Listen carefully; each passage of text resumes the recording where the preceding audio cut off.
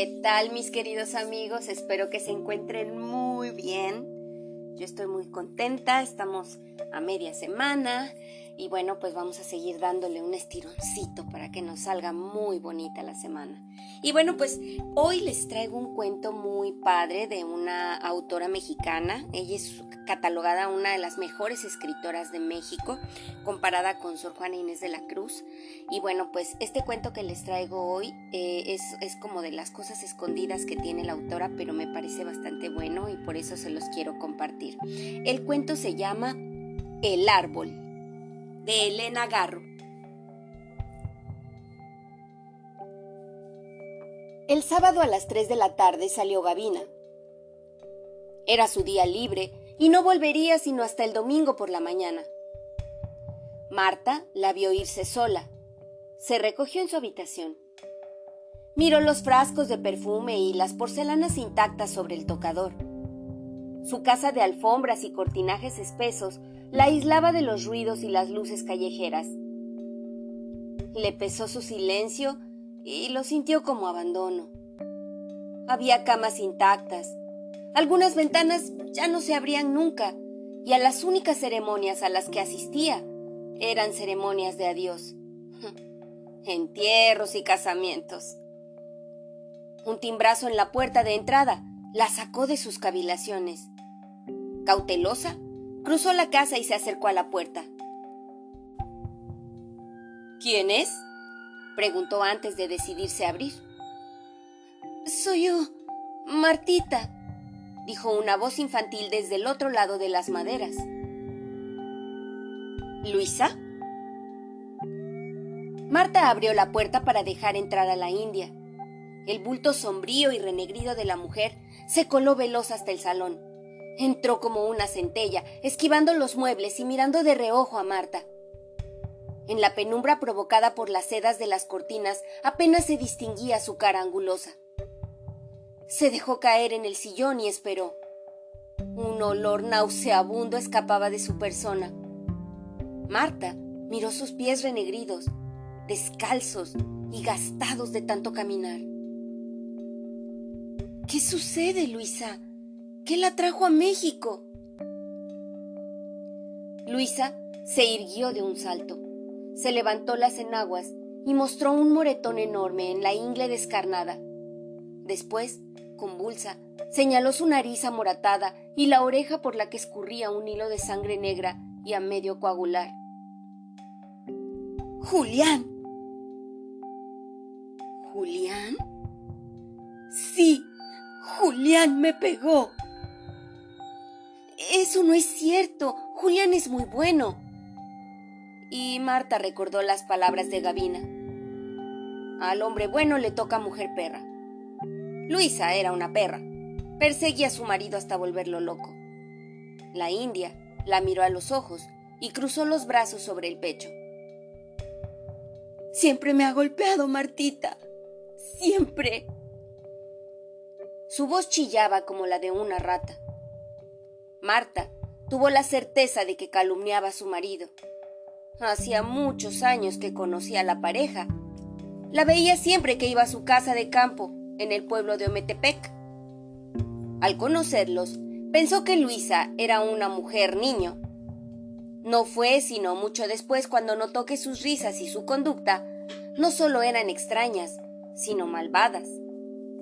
Le perdió el afecto y no desaprovechó ninguna ocasión para tratarla con dureza. Le indignaba esa mujer que seguía a su marido con una tenacidad estúpida.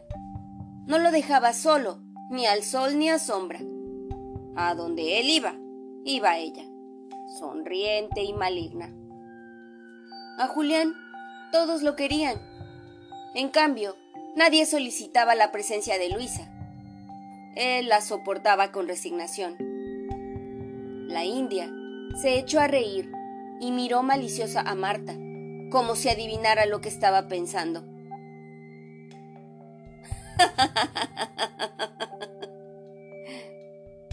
«No se ría», ordenó Marta con sequedad.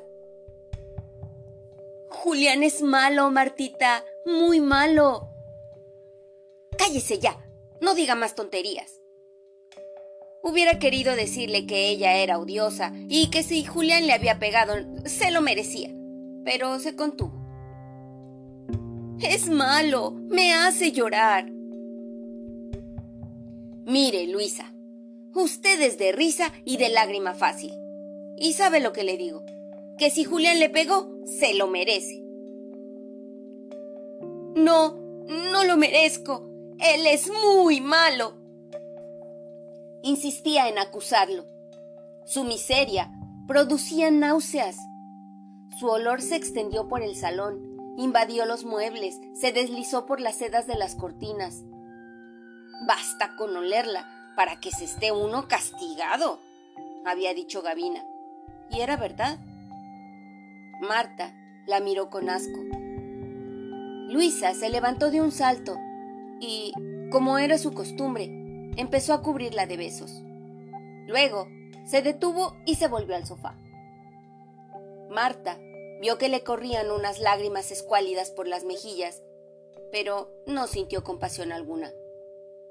La india se limpió las lágrimas con su dedo sucio, se cruzó de brazos como un monito, la miró desconfiada y agregó: Siempre me pega, siempre. Es malo, muy malo, Martita. Las dos mujeres guardaron silencio y se miraron enemigas. Marta se volvió a un espejo para observar sus cabellos bien peinados. Estaba turbada por la repugnancia que le inspiraba la india. Oh, Dios mío, ¿cómo permites que el ser humano adopte semejantes actitudes y formas? El espejo le devolvía la imagen de una señora vestida de negro y adornada con perlas rosadas. Sintió vergüenza frente a esa infeliz, aturdida por la desdicha, devorada por la miseria de los siglos. ¿Es posible que sea un ser humano? Muchos de sus familiares y amigos sostenían que los indios estaban más cerca del animal que del hombre. Y tenían razón. Sus náuseas aumentaron. ¿Por qué tenía que oír a esa mujer? Ya era tarde, estaba en su salón y no tenía valor para echarla a la calle. La sintió llorar a sus espaldas. Le daría algo de comer, ya que no podía darle afecto. No era posible dejarla sentada en el sofá con toda su miseria, su desamparo y su fealdad a cuestas. Luisa, ¿quiere comer? Usted no se moleste, Martita. Si quiere, deme algo, o que me lo dé Gavina. Gavina no está, es su día libre. Entonces, no se moleste, Martita. Sin oírla, Marta se dirigió a la cocina. Luisa la siguió. Se sentó junto a la ventana y esperó. Con la luz de la tarde sobre la cara, su aspecto se volvía más horrible. Tenía la cara como una fruta pisoteada, la sangre seca, revuelta con la sangre que le emanaba del oído. Le untaba las greñas negras. Su olor invadió las ollas de aluminio, el fregadero, las sillas azules, los rincones. Marta le sirvió un café caliente, unos pedazos de pollo y unos panes. Luego se acercó a la puerta para escapar el olor que empezaba a marearla. La miró con ira y la india se encogió en la silla y se echó a llorar. Deje a mis hijos. Perra, ¿cómo te atreves a hablarme de tus hijos? Pobres niños, siempre llorando. Mamá, deje a mi padre, quédese en la casa. ¿Y usted qué hace apenas nacidos? Se larga a la calle a perseguir a Julián. No me diga que llora por ellos. Sí, Martita, por ellos lloro. Pues sus lágrimas no me conmueven. ¿Por qué persigue a Julián? El pobre hombre se queja de que usted no lo deja solo, ni para hacer sus necesidades. Marta guardó silencio y miró a la india con enojo. La otra sonrió con suavidad. Allá no es como acá. Martita, Allá vamos a la barranca. ¿Qué tiene que ver la barranca con lo que le estoy diciendo? Marta golpeó el suelo con el pie. La astucia de la india la hacía enrojecer de ira. La barranca está muy oscura, Martita, muy oscura. La voz de Luisa sonó extraña en la cocina radiante. Marta guardó silencio y la miró con atención. La mujer se echó a llorar y apartó el plato con brusquedad. Usted no sabe lo que es lo oscuro, Martita. Acá hay mucha luz, pero ya está oscuro, muy oscuro. Y lo oscuro es muy feo, Martita. Parecía un animal acorralado. Marta sintió compasión por aquella criatura, pues lo único que ella era capaz de entender era el miedo. Sí lo sé, Luisa. Póngase contenta, aquí hay mucha luz. Si quiere, quédese unos días conmigo. ¿A dónde va a ir? Nadie la quiere. Es cierto, Martita, nadie me quiere. ¿Quién podía querer a aquella mujer? Marta volvió a sentir la repugnancia de unos minutos antes. El olor invadía su casa, se le untaba la nariz, volvía el aire pegajoso. Se fue a su cuarto a respirar el perfume encerrado en sus paredes. ¿Cómo decirle que se bañara? La casa entera se iba a contagiar de aquel olor de bilis, sangre, sudor. Buscó en su armario. Encontró algunas ropas muy usadas. Con ese pretexto, le diría que se bañara, y la vieja aceptaría gustosa la orden y el regalo. Volvió a la cocina y la encontró mirando el plato con fijeza. Luisa, ahora que acabe de comer, báñese. Tiene cara muy cansada. Luisa se levantó de un salto y abrió los ojos. Se acercó a Marta y la cogió de la mano. ¿Dónde? ¿Dónde, Martita? ¿Dónde qué? ¿Dónde me baño, Martita? Espere, no corre prisa, cuando acabe de comer. Y mire, póngase esta ropa limpia. Gracias, Martita, gracias, Dios se lo pague. Yo traje mi ropita, la guardé conmigo. Me salí de mi casa y me hallé sola en la mitad del mundo. No tenía dónde ir. Iba yo caminando, y de repente en medio del campo se me apareció Martita y me dije, me voy con ella, es tan buena. Y así llegué hasta acá, con la cara de Martita enfrente de mí, conduciendo mis pasos. Mientras hablaba, desató una de las puntas de su rebozo y sacó unas ropas viejas y limpias. Las agitó delante de Marta. Mire, ya no les queda color. Marta disimuló las prendas que traía en las manos y no supo qué contestar. Mejor me baño ahora, Martita, así no le doy asco. Al decir esta palabra se quedó mirando a Marta. Parecía avergonzada y parecía también que quería avergonzarla. ¿Asco? Luisa, por Dios, no diga eso. Sí lo digo, Martita, lo digo porque es cierto. ¿Dónde me baño? Marta enrojeció. La india se había dado cuenta de su repugnancia. ¿Dónde? ¿Dónde?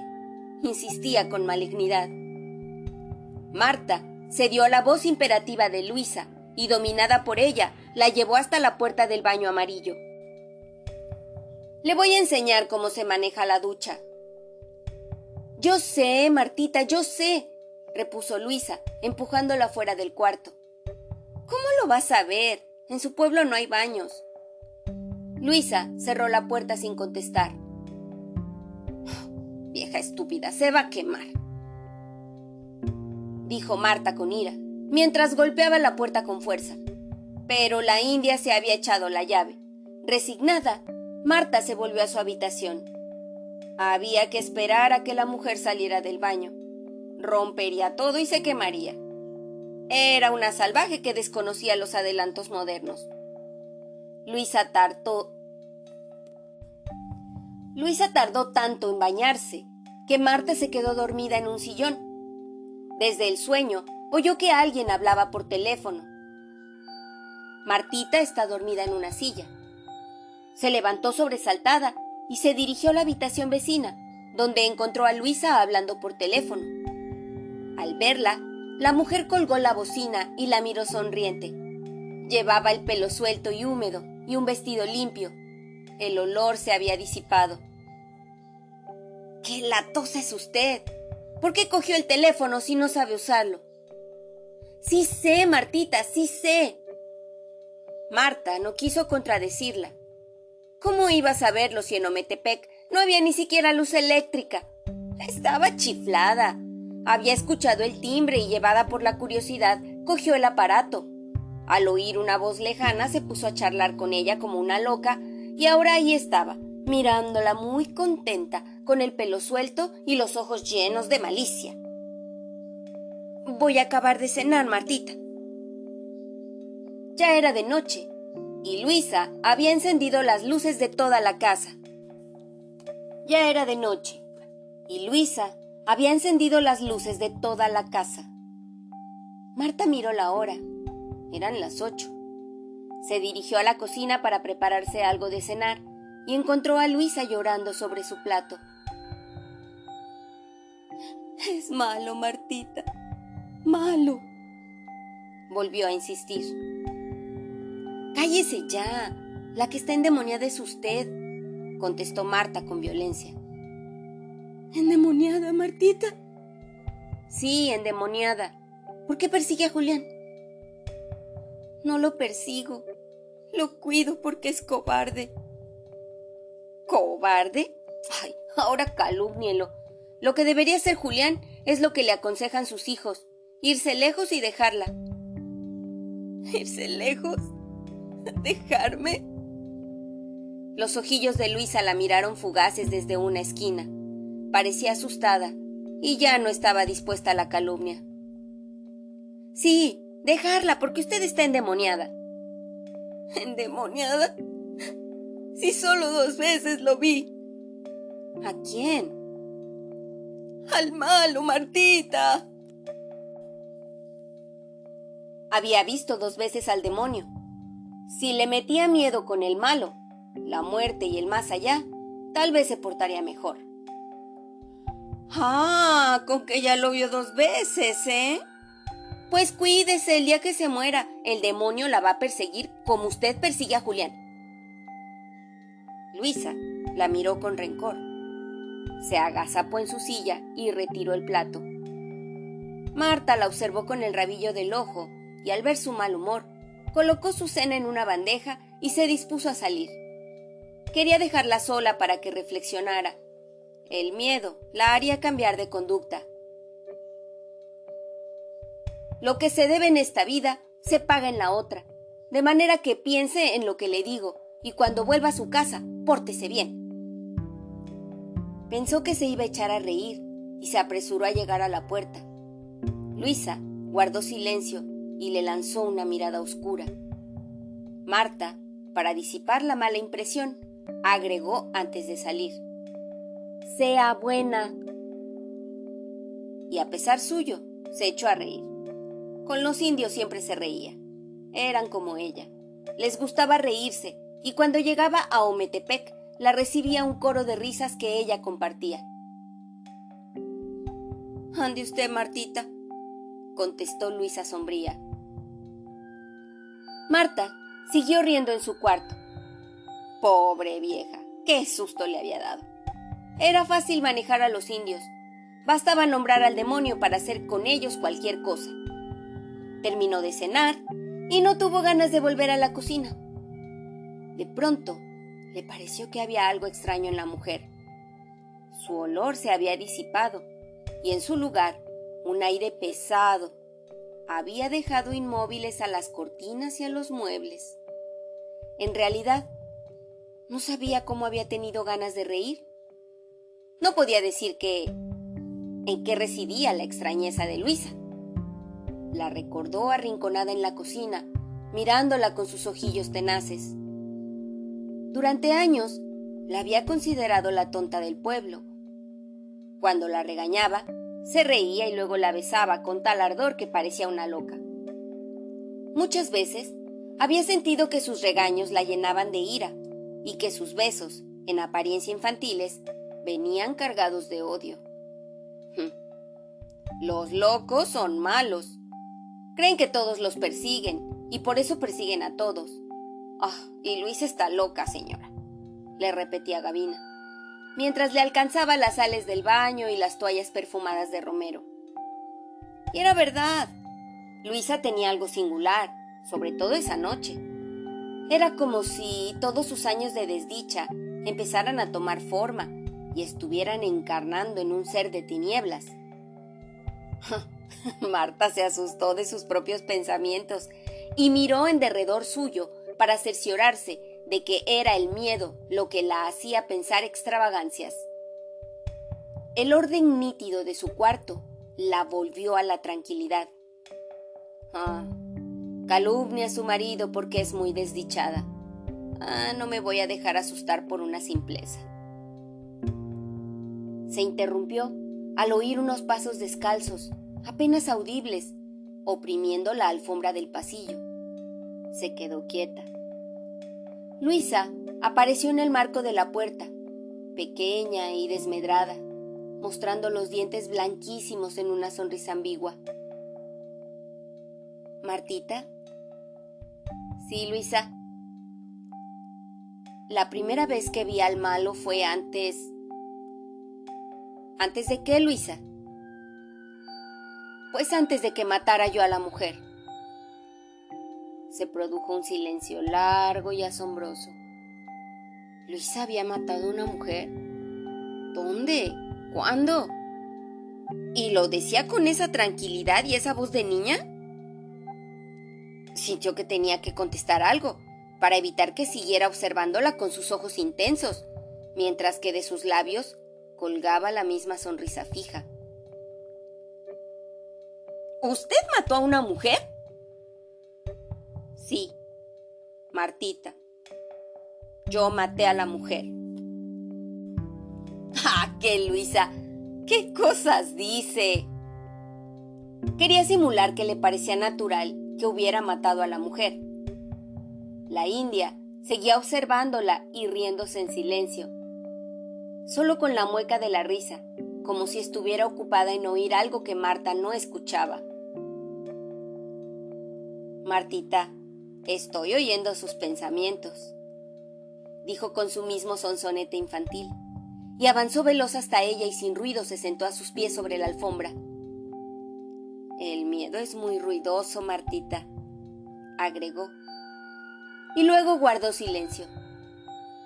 Las dos mujeres supieron que estaban frente a frente, en una casa sola, aisladas del mundo, por unos muros tapizados de seda y unas alfombras que apagaban cualquier ruido.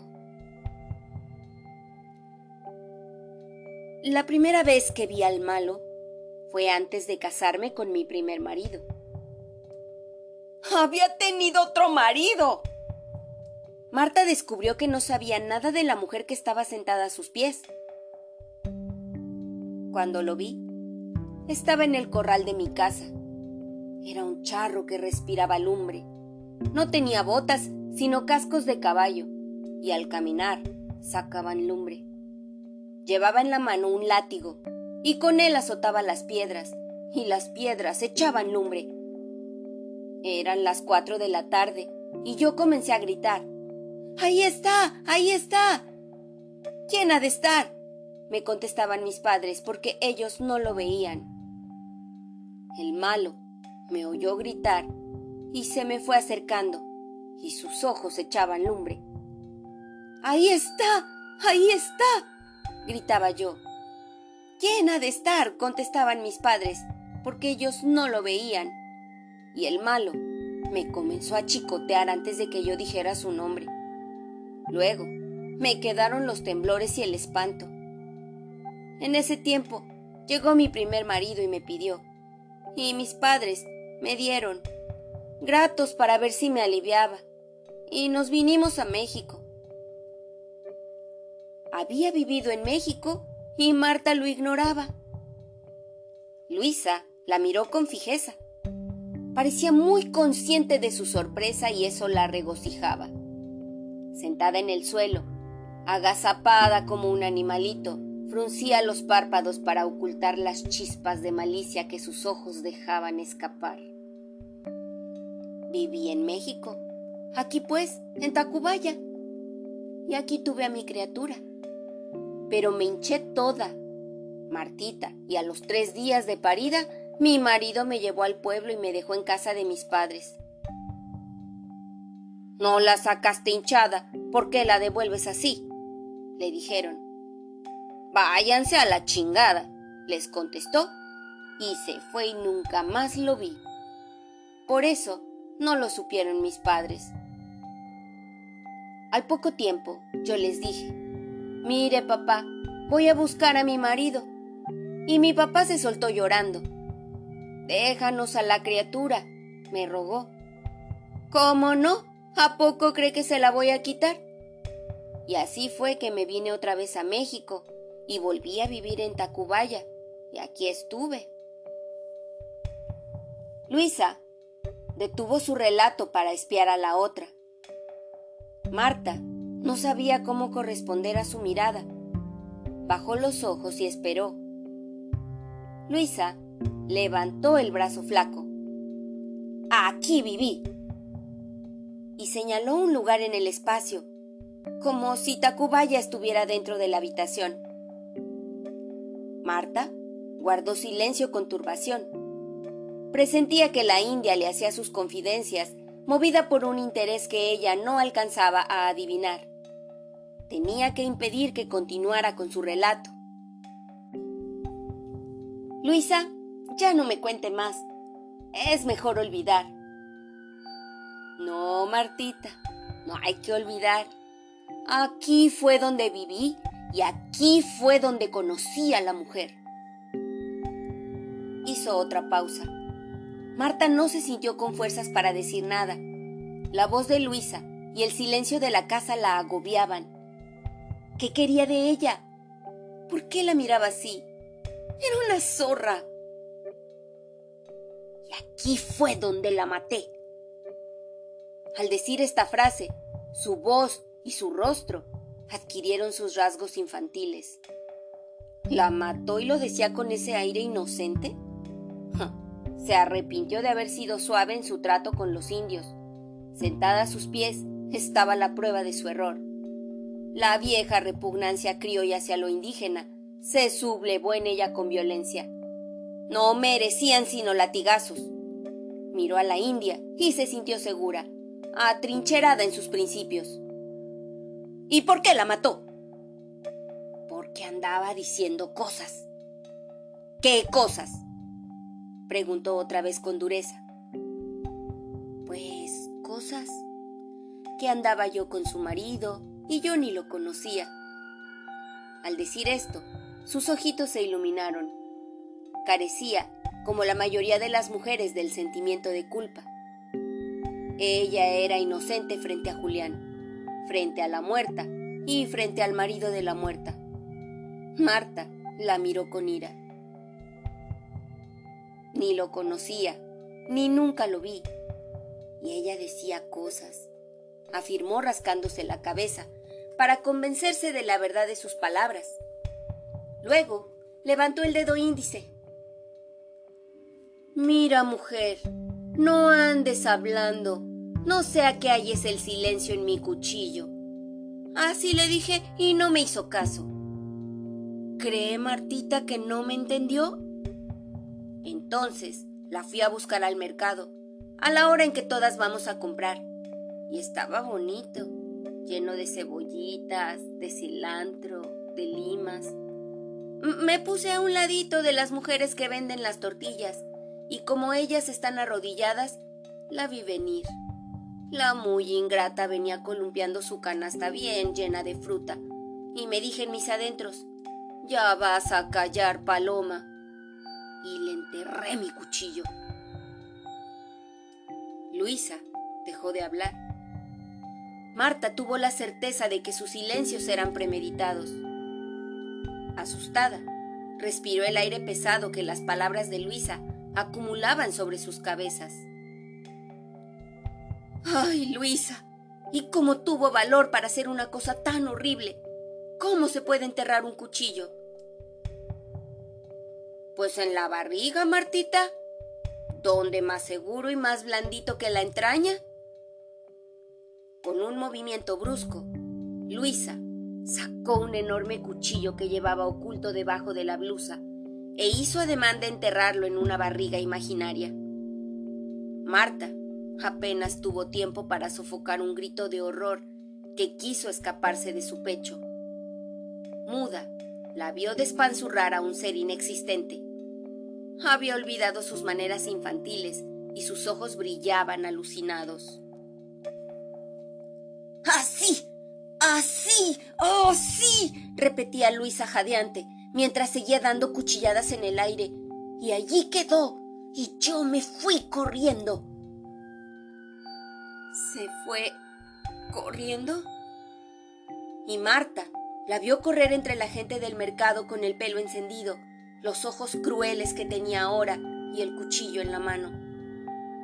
Los demás le abrían paso para salir después corriendo detrás de ella. Matar debe ser un momento terrible.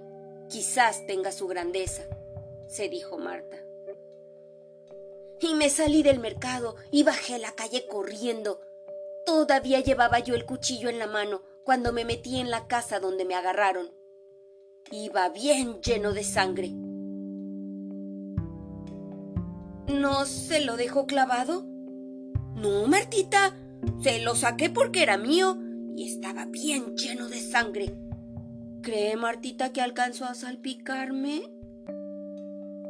Con la punta de los dedos acarició la hoja del cuchillo, levantó los ojos y los fijó en los ojos de Marta.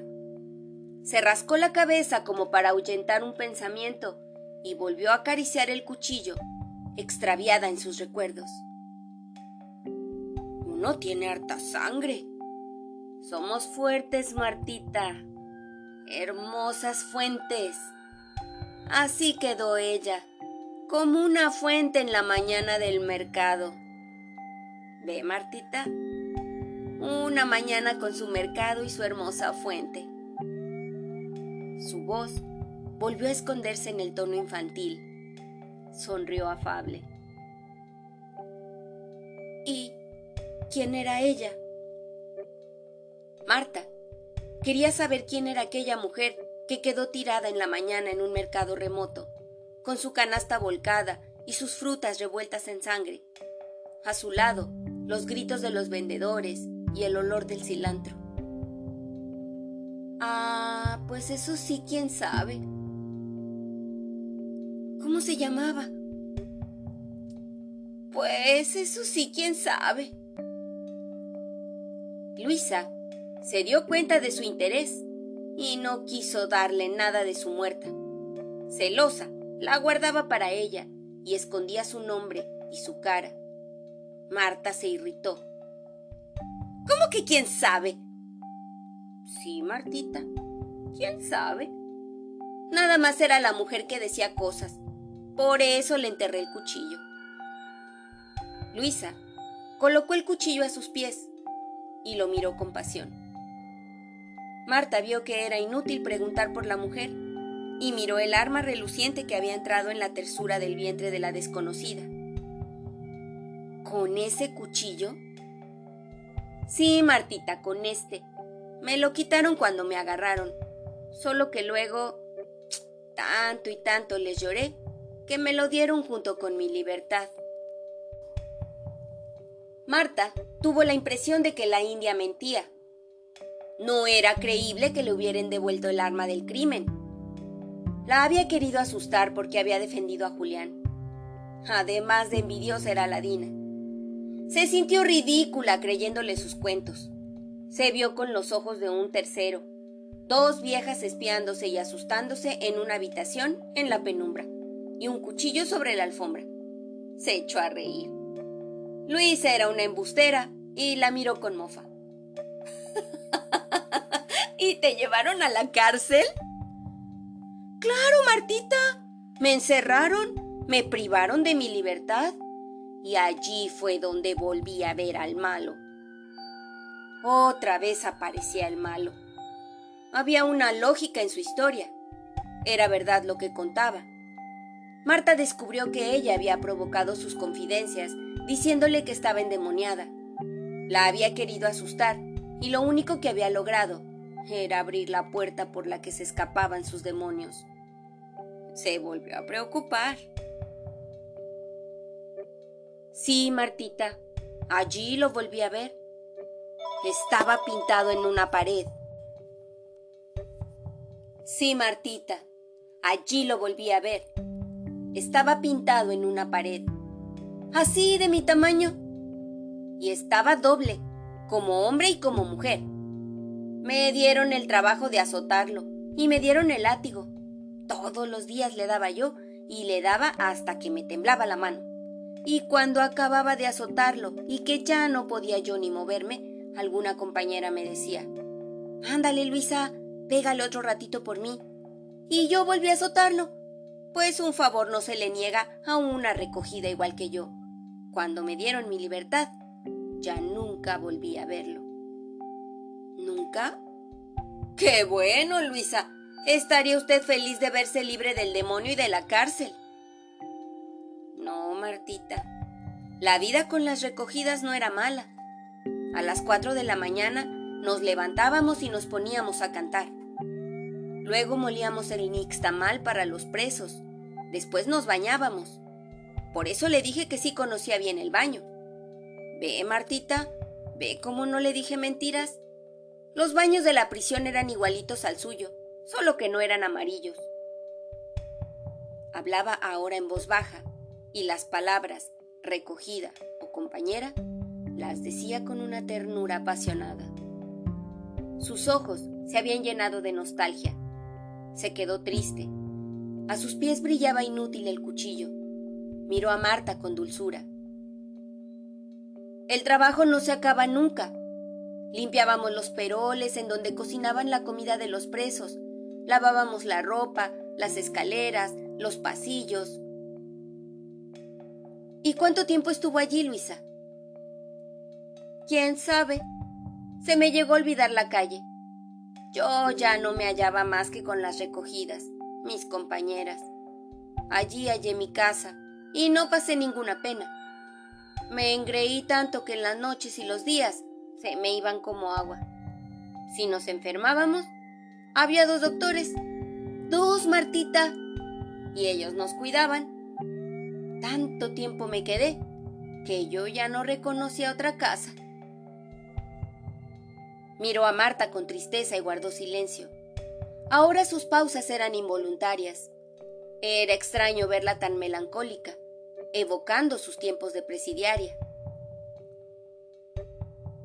Yo contestaba el teléfono. ¿Ve cómo no le dije mentiras, Martita?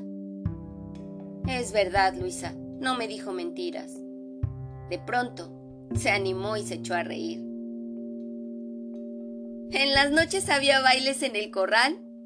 Los presos sacaban sus mandolinas y sus guitarras y bailábamos y bailábamos. Yo antes nunca había bailado, Martita. La vida del pobre no es el baile, sino las caminatas sobre las piedras y el hambre. Mis compañeras me enseñaron los pasos. Me subían las trenzas a la cabeza y me decían: «Para que te veas menos india». Y bailábamos y bailábamos. Volvió a ensombrecerse y Marta se sintió turbada. Cuando me dijeron que me iban a dar mi libertad, yo no la quise agarrar. ¿Para qué, señor? ¿Dónde quiere usted que vaya? Y allí me quedé. Pero volvieron a decirme que yo tenía que agarrar mi libertad. Una señora me dijo: «Agárrala, Luisa, agárrala». Y aunque yo no la agarré, me la dieron a fuerzas. ¿Y ahora qué hago, doctor? Ya no conozco la calle y no tengo ni un centavo.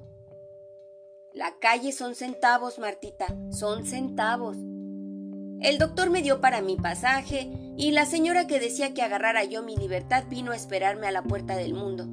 Y cuando me vi en la calle, me llevó al tren y me fui a casa de mis padres. Su cara se ensombreció al decir esto. Se echó a llorar con desconsuelo. Se veía muy vieja, con el rostro surcado de arrugas y la piel seca por el sol y el polvo. Marta guardó silencio. Pero la desconocí, Martita. Ay, Luisa, esta casa ya no es tu casa. Y nada más me quedaba sentada pensando en mis compañeras y en lo que estarían haciendo. Su voz se cortó con los sollozos. Pues, ¿cuánto tiempo estuvo allí, Luisa? ¿Con las recogidas? ¿Quién sabe? Pero fue mucho tiempo. No le digo, Martita, que ya no conocía yo ni calle ni mundo.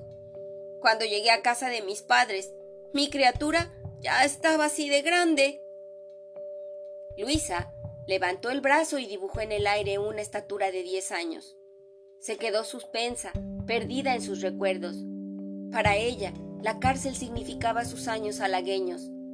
Hablaba de ella como otros hablaban de sus palacios, su riqueza o su juventud perdida. Ahora que en sus recuerdos regresaba a su hogar, su rostro se había vuelto hostil.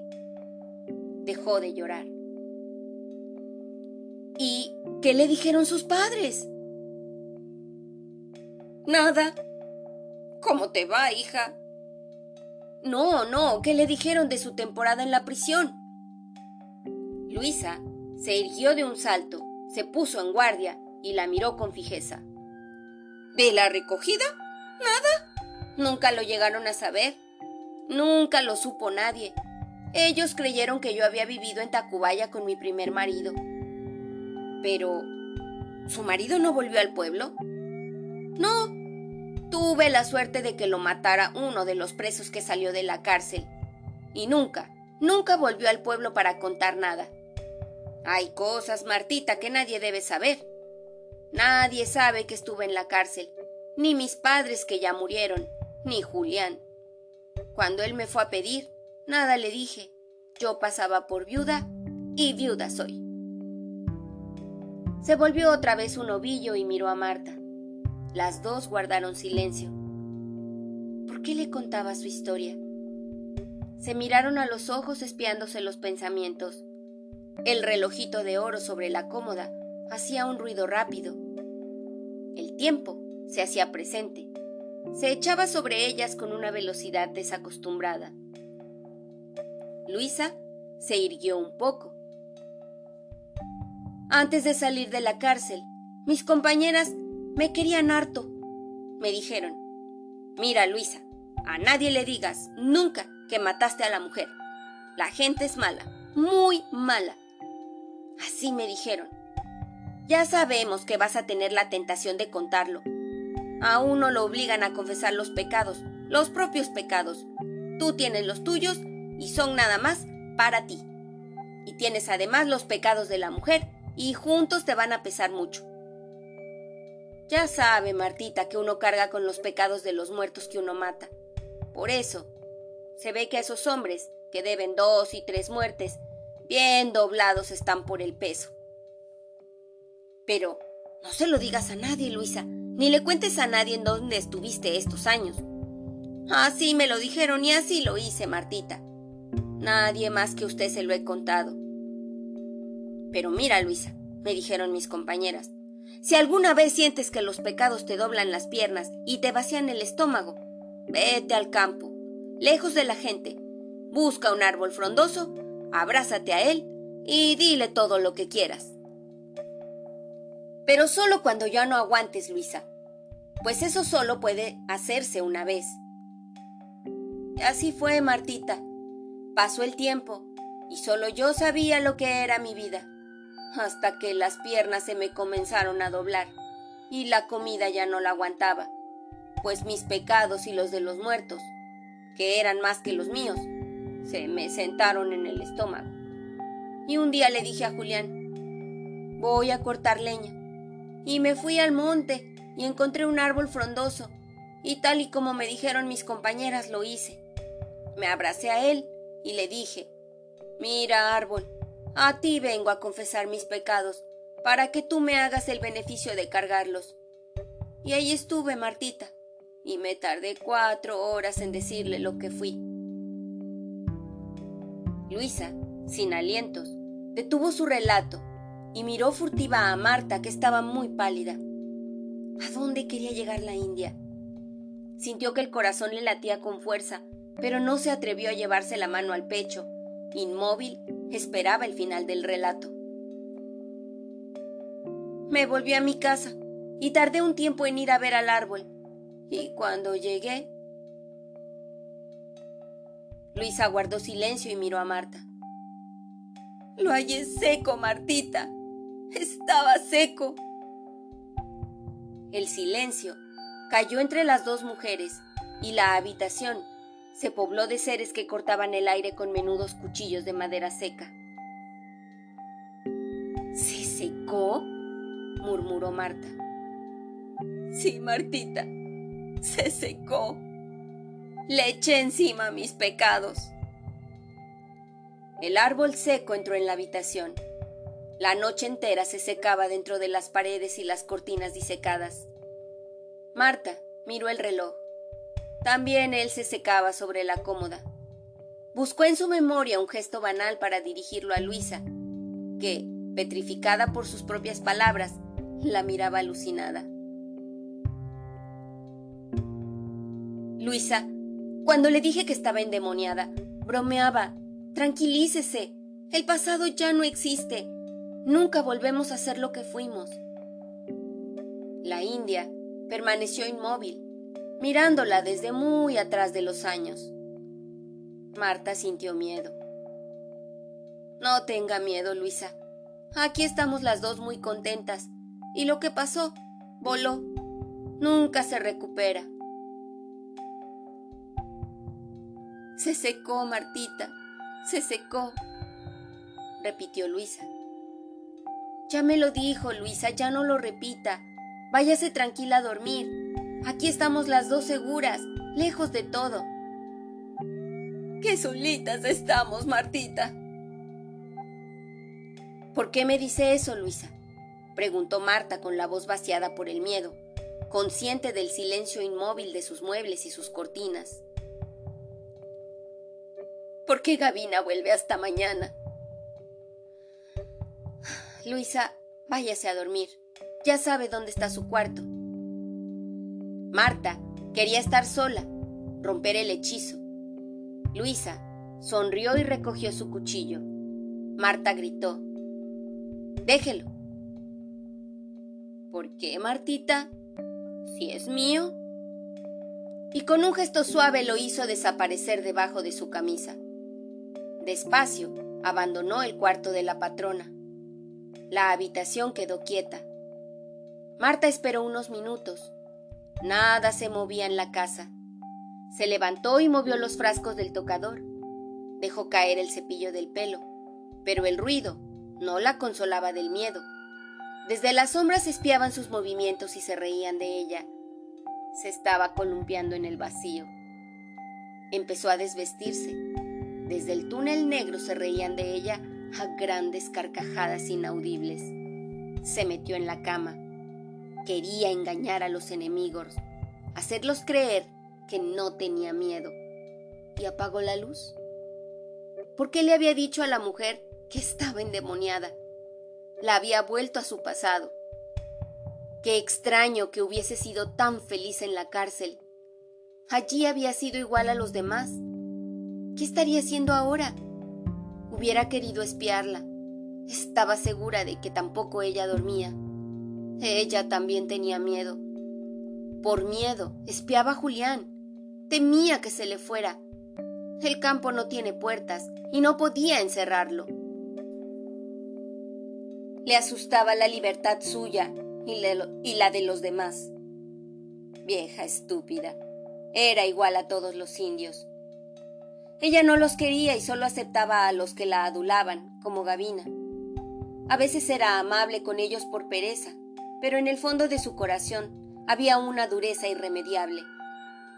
En la cárcel, Luisa había encontrado a sus iguales y había aprendido a bailar.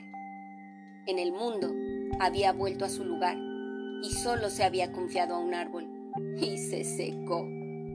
Martita se secó. Le llegó la voz de Luisa repitiendo la misma frase dentro de un túnel infinito. Se encontró sudando frío y encendió la luz. Miró el embozo de su sábana con sus iniciales bordadas. Lamentó no tener una pistola. La mataría como una rata. Si se asoma a la puerta le diré: ya ve, Luisa, estoy rezando y se pondrá a rezar conmigo. El crimen era un acto de soledad. Volvió a escuchar. No le llegaba ningún ruido. Quizá la india ya se había dormido. ¿En dónde habría puesto su cuchillo? No se desprendía nunca de él. Era la llave que le había abierto la puerta de la igualdad, del baile y de la alegría. Era su talismán, el silencio. Este la convenció de que la mujer dormía mientras ella cavilaba. Miró el reloj que marcaba las 2 de la mañana. Anheló la proximidad de la mañana. En adelante sería más severa con los indios. De pronto, las manecillas corrieron frenéticas y armaron un ruido ensordecedor. Dentro de aquel ruido, Marta oyó unos pasos descalzos oprimiendo la alfombra. ¿Luisa? ¡Luisa! ¡Luisa! Nadie contestó a sus llamados, y el teléfono estaba en la otra habitación. Los pasos se habían detenido a la mitad del pasillo. No le darían tiempo ni de llegar a la puerta para cerrarla con llave. Saltaría sobre ella como un gato salvaje. ¡Luisa! ¡Luisa! ¡India maldita! Volvió a escuchar los pasos descalzos y se cubrió la cara con las manos. Gavina volvió a la casa de su patrona a las 6 de la mañana. No fue sino hasta las 8 cuando notó que algo raro había ocurrido. En el cuarto halló a la señora Marta. Hacía más de 5 horas que estaba muerta. La policía encontró a Luisa escondida en una casa vecina, con el cuchillo ensangrentado en la mano. La llevaron a la cárcel de Tacubaya. «Ya no hay ninguna de mis compañeras», dijo Luisa después de revisar las celdas y los patios, y se sentó a llorar con amargura. Había olvidado que entre su salida y su regreso había transcurrido más de un cuarto de siglo. Martita tenía razón. El pasado era irrecuperable. Y colorín colorado, esta larga historia se ha terminado. Si les gustó, compártanla con sus amigos en todas sus redes sociales. Háganles saber que tenemos aquí muy buenas historias para llevar para chicos y grandes. Y bueno, pues nos escuchamos en el siguiente episodio para descubrir otros mundos sin movernos de aquí. ¡Adiós!